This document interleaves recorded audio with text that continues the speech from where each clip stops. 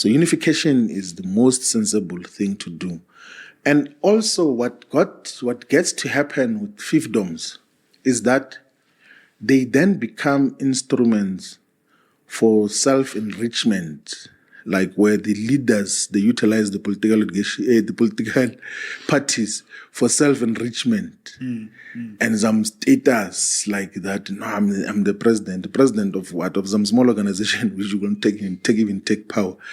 Those are some of the weaknesses. And if we were to be guided by true revolutionary spirit of Kwame Nkrumah, of Thomas Sankara, of the real revolutionaries, will realize that what we need currently is unification of the progressive forces. And in Umkhonto as a party, we believe that we're the platform where the progressive forces must be united. I think that Umkhonto as a party is the most important political party in South Africa's politics now.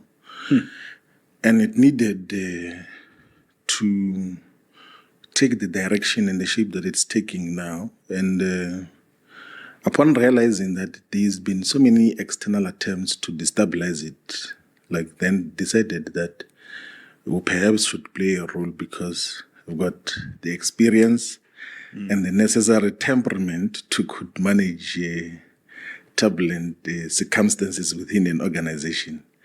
And of course, that is due to the exposure to national leadership for a very long time now. I was saying to some of the leaders of Umkhonto as a party that I'm 41 years old now, but I've been in national leadership structures for more than 20 years. Wow. Yeah, in terms of how I got to deal with so many issues.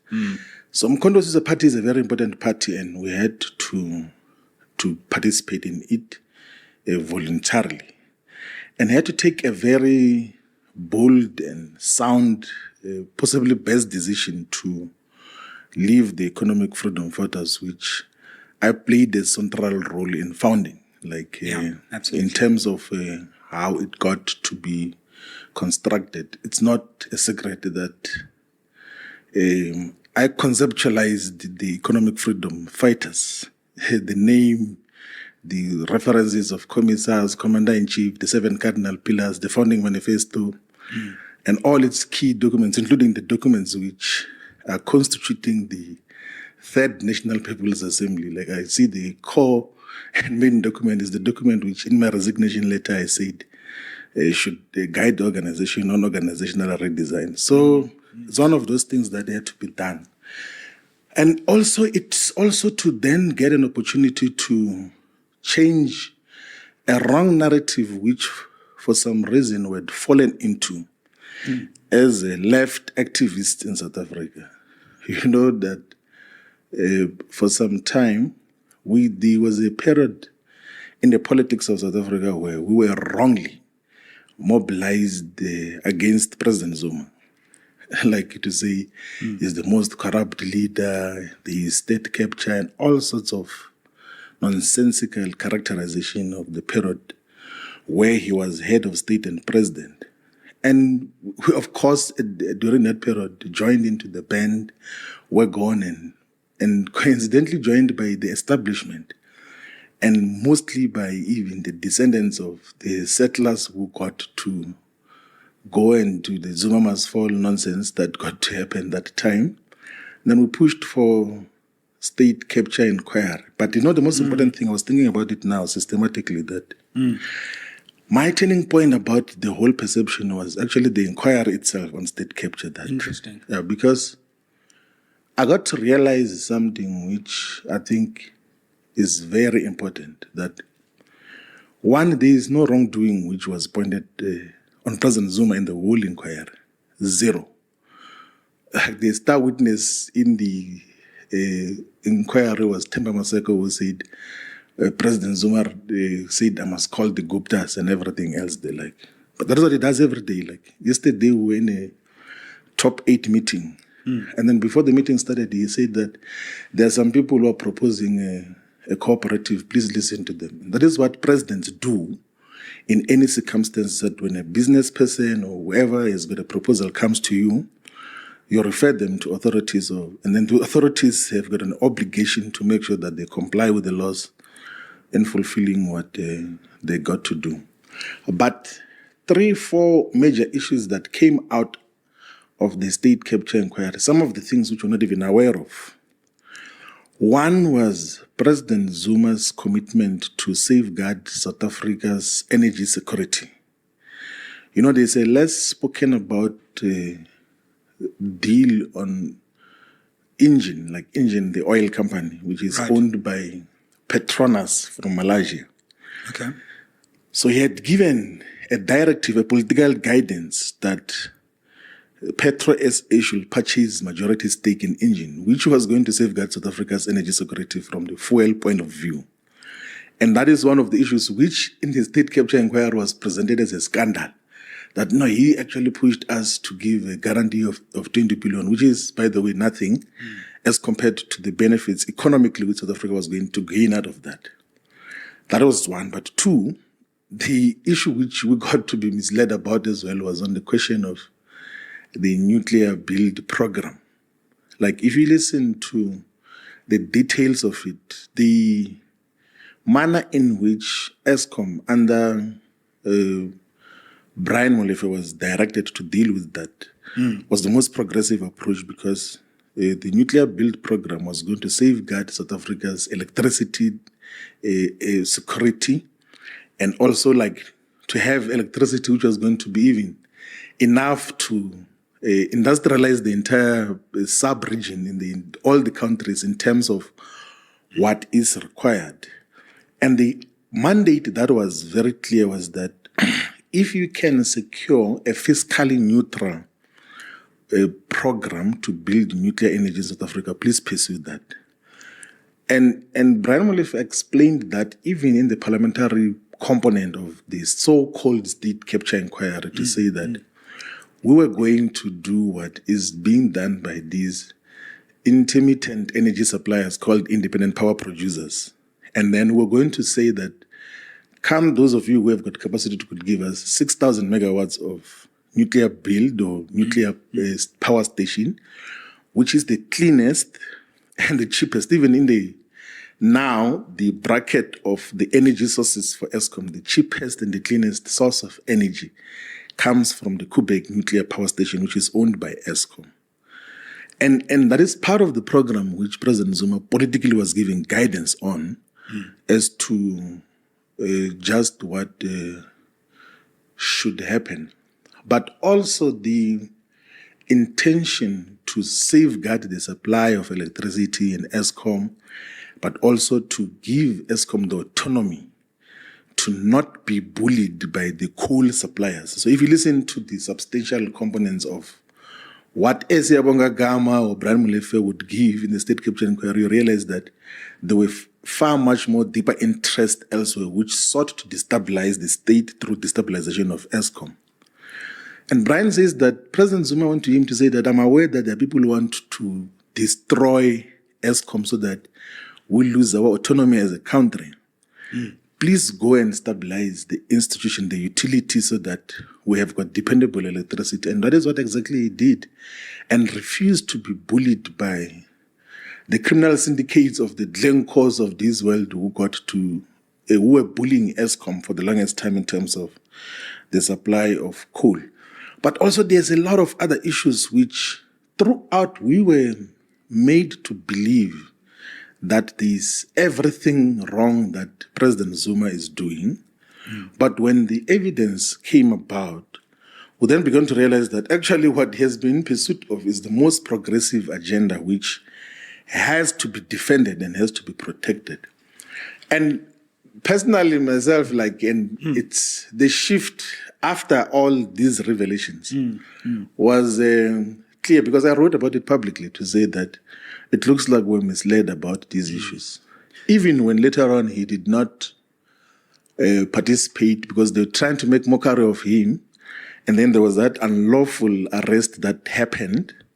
I took public interviews with even international media, with a Turkish television platform, with Al Jazeera, to say that this is completely wrong, to criminalize a head of state who otherwise has not done anything wrong. Because if there's anything wrong which he could have done, even in his absence, they could have gone and led evidence and say that these are the wrong things that he did in terms of the so-called state capture. And then got to realize that the manner in which he was persecuted is linked broadly to the bastardization and criminalization of progressive left politics globally. Like, it's more or less the same thing that was done to President Lula in Brazil.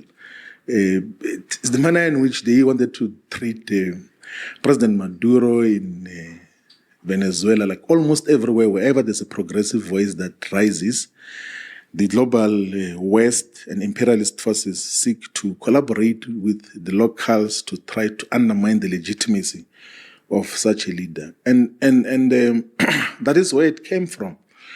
And so from that political analysis and conviction, I then began to pay close attention to what President Zuma does and say, because when he was head of state and president, he did push for those issues which I consider to be progressive, and I think are actually conclusively progressive. Like, you will know that after the Feast Must Fall program, government, in a typical way, instituted a commission of inquiry as to whether there must be introduction of free education and everything else. And then they concluded that there must not be free education, by the way. True. And he defied that, and then he says, no, I'm not going to take this commission of inquiry. Let's introduce free education up until higher education level. And that showed the commitment to progressive politics, which otherwise would pursue for all forms of intimidations, against all forms of resistance that comes from elsewhere. And then I spoke on the 22nd of August, in the press conference where they said my role will be national organizer. So before the elections in October 2023, before Mkhonto is a party was publicly announced, we had very long discussions. Like, it was a variety of other political parties as well, black progressive political parties. Interesting. And then he gave a very interesting diagnosis of what are the problems of our politics in South Africa. This was President Zuma? President Zuma, yes. So he was actually there back in those times? Yeah, in October 2023. Okay. He then gave an interesting diagnosis and even proper forecasting of what is going to happen. He said, look, I can see now that the ANC is totally captured by the white capitalist establishment, and they're going to force an alliance between the ANC and the Democratic Alliance, and that broadly will be an alliance with the neo-colonial West in terms of the agenda. And we can't fold our arms and not do anything about that. We need to consolidate. Let's form one organization. Let's form one platform, not just organization. Let's form one campaigning platform, right, which is going to resist such a total takeover. And then we must fight for 2/3 majority. Actually, the first time there was a talk of 2/3 majority was in October 2023. And then, of course, that time, it didn't sound believable. I was like... Yeah. And then my input in that meeting was like, okay, of the parties that are here, the EFF is the biggest. Let's perhaps consider why don't we collapse everything else into EFF if you want to put an agenda? And then, of course, there was a deeper political characterization of the EFF, including identification of some of the subjective weaknesses that define the EFF, and which would make it impossible to constitute a broad front, or to be a broad front which could attract all sectors of society. And then we then agreed in principle, by the way, that let's go and have the campaigns separately, right? But we will converge later on because our politics are more or less the same. Then we went into elections on the principle that no malignment against each other, no trying to delegitimize each other in terms of who is who and everything else there. But in principle, we are aligned in terms of the politics that we are in pursuit of. And what are those politics? Is the anti-colonial, anti-neoliberal, anti-racist politics, progressive agenda, return of the land, return of the natural resources to the control and benefit of majority of the people. So that is what got to happen. And then, of course, the election results came out. Yeah. And he did not stay away from that commitment which came from October, because he had said through some of the leaders who were there that why is it that the EFF and all these other organizations, they are going to negotiate on what should happen with government separately? Why don't you negotiate as a bloc that we constituted? Let's go and talk in one voice so that there's clarity as to the politics that got to define South Africa moving forward. Yeah. In actual fact, I know that even when the MKP came to parliament, he once raised the question, why are there separate caucuses? Because this is same politics. And that is one category of the diagnosis. And then the second most important thing, which he, in his characterization of the politics of South Africa, was his illustration that most people don't realize why a white minority, which for the longest time was less than 5% of the population, got to be colonial conquerors and masters over a huge population for a long period of time. Then he says that they achieved that through divide and conquer, like that when we fought against colonial invasion, we fought as small clans and groupings. So they were able to defeat each and every one of us. And then later on, they combined all of us and then declared rulership and conquership over all the black majority and Africans in particular. But otherwise, there was never a time where we fought as a collective whole. So the ANC was an attempt in 1912 to unify all the forces of resistance against colonial invasion. But the manner in which it was originally conceptualized was somehow collaborationist, because it was about deputations and begging the colonial masters that please include some of us, not all of us, include some of us into the colonial government. That was the original demand of the South African Natives National Congress. And begging the Queen and all that. Yeah, they were always like begging the Queen for inclusion in terms of what got to happen. And then he says that I'm realizing that there's beginning to be a resurfacing of the same phenomenon now, where the descendants of colonial settlers are stratifying black political voices. First, they bought the ANC successfully through Cyril Ramaphosa, through a conference which was bought, and then every political party which they want to have control over, they just give a lot of money, like in finance, because they wanted to have the same circumstances where they control these small fiefdoms of so-called political parties, knowing that they can't fight back as a unified whole. Because whenever there's a possibility of unification, like there almost was unification on the policy issue on the land question, then they realized that their capitalist, ill-gotten wealth interest will be threatened.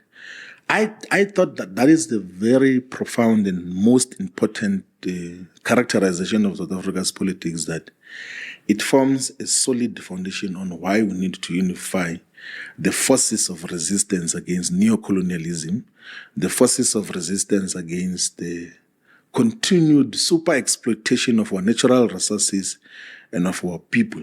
So that is the basis upon which I got to understand this politics, that let's look into that. So if you look into the preamble of the constitution of Umkhonto weSizwe Party, it summarizes those politics that we have been defeated because we've been fighting in different corners. We've never had a solid unified voice. And the ANC was supposed to be a unified voice against colonialism, but it has been fully captured by the neoliberal order and agenda. And now it is even formalized in a government of neoliberal unity with the Democratic Alliance to pursue and push further with the wrong agenda that defines.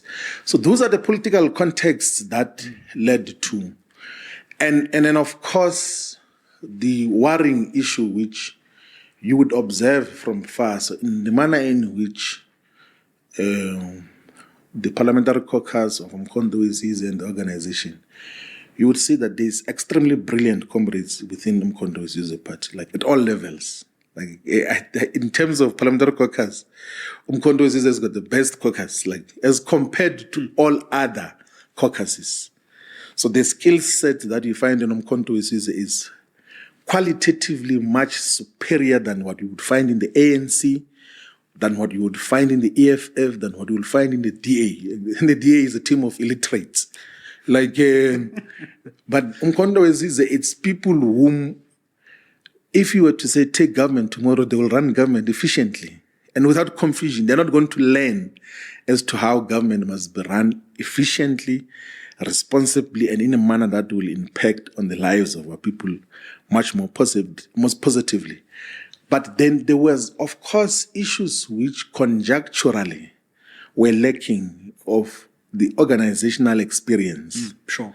And the unique organizational experience of how do you found an organization. Which is something that you've done so many despite times. the political experience and depth which characterizes the leadership of Umkhonto weSizwe, none of them have ever been involved in forming an organization. And coincidentally, I had been involved in forming and founding an organization called the Economic Freedom Fighters, and thought that as part of consolidation and safeguarding the progressive forces, we need to participate in Umkhonto weSizwe party, and not for position mongering purposes, but as part of the contributions. The day I decided to not renew my membership of the Economic Freedom Fighters, there was no position that was given to me as to what role I'm going to play in Umkhonto weSizwe party. There was no guarantee that I'm going to sit in the top officials, but I knew that as a member, at least my voice will be heard if we're to say that let's avoid these pitfalls, like let's avoid these mistakes that otherwise a new organization might encounter. There are so many mistakes that you can make at formative stages, and some of those mistakes can be terminative of the organization itself. Absolutely. And we couldn't afford as a country to have a progressive political formation, which is even official opposition now in parliament, imploding because of avoidable mistakes which otherwise we could guide each other in avoiding. So there were a thought that the most correct, sound, and best decision was to take the decision to join Umkhonto weSizwe and contribute to its politics. And I'm convinced that this is the correct path and the correct decision that has ever been taken in the history of politics. I'm taking it to a different perspective now. Yeah. There's good comrades in the EFF who could play a far much more meaningful role in everything. Some of them are very scared. I don't know why they're scared to be expressive and to speak as to what should be the direction of the organization. I heard some of the comrades were saying they were shocked that I went to Umkhonto weSizwe. Majority of the leaders of the Economic Freedom Fighters knew that I'm going to join Umkhonto weSizwe party. Even in the officials, like some obviously they came to beg me and say, no, please don't tell the president. The president did not know, and I did not see the need to talk to him about it. I canvassed the perspective with everyone else. And then when I later on communicated the decision, then they said, please don't tell him that we knew throughout that you're going to take this progressive decision so that he doesn't look at us with doubt. And then I said, okay, that's fine. I won't tell him that. If you feel telling him like that in the future, you will be able to tell him. And some of them even went to pretend to be crying in the meeting of the Central Command team that, no, we did not know. We were shocked and all of those other things there. So it was a properly canvassed view. It was not a view that I just woke up and everyone else is shocked. It was a properly canvassed perspective that as part of consolidating the revolutionary agenda, we need to take this decision to join Umkhonto weSizwe party. Like And there are those, of course, who had said, let's go, all of us, if you're going. Then I said, I don't think that is a wise decision. You can participate like in EFF and everything else there. But if you decide to join Umkhonto Wesizwe, it must not appear as if I am responsible for a mass exodus from the EFF. I'm joining individually. Those who join later on because they're convinced about the politics of Umkhonto Wesizwe, they will do so by themselves individually. That approach of joining as a group and everything else is not sustainable. It's not disciplined. It's not a proper organizational and political culture. So that is what I had said, that those of you who want to join, you can join whatever time you want to join and will not stop you from doing so. If according to your own political views, you think that you should now join Umkhonto Wesizwe party. That is why those who join, we welcome them to join from the EFF, from the ANC, from all these other political parties. Do you expect more to join? I don't expect more. So, in Umkhonto Wesizwe part, in the organization, there is a saying that Asbabis bayazizela, like that. We don't call them, they come by themselves. And logically, I'm not surprised that in this conjuncture, it will make sense for those who want to pursue real revolutionary politics to associate with Umkhonto Wesizwe, because it's an organic formation which is fighting for total decolonization. It's fighting against all the manifestations of colonization and colonialism in South Africa. So I wouldn't be surprised, because if you look into the main objectives and aims of Umkhonto Wesizwe is total decolonization. Like colonization would happen in political form, in economic form, in social forms, in spatial forms, in cultural forms. In heritage forms, then we say that let's fight against all manifestations of colonization. So those who want to fight on the side of Umkhonto Wesizwe, like, they are more than welcome. And the most important characterization, which, by the way, even comes from the political guidance from the president of MK, is the ideological posture as well. That says I don't understand why there has to be stratification or balkanization of the progressive forces. It says that if you were to put in one room people who associate with the Congress movement in a genuine sense, and those who associate with the Pan-Africanist movement in a genuine sense, and those who associate with the Black consciousness movement in a genuine sense, those who associate with economic freedom in our lifetime in a genuine sense, if you were to put them in a room and say that, what are the most 10 priority areas that we have to deal with in the country, they'll come back with more or less the same things. Like, they won't be divergence. Even if you were to put them in different rooms and say, now let's converge, what is the top 10 most priority transformational and revolutionary aspects that we have to deal with as a country? You realize that there's a lot of common things. So why then are we fighting in small fiefdoms where people are like locked into some organizations that are senseless, which have got no potential, none whatsoever, to could take over political power to transform society as a whole?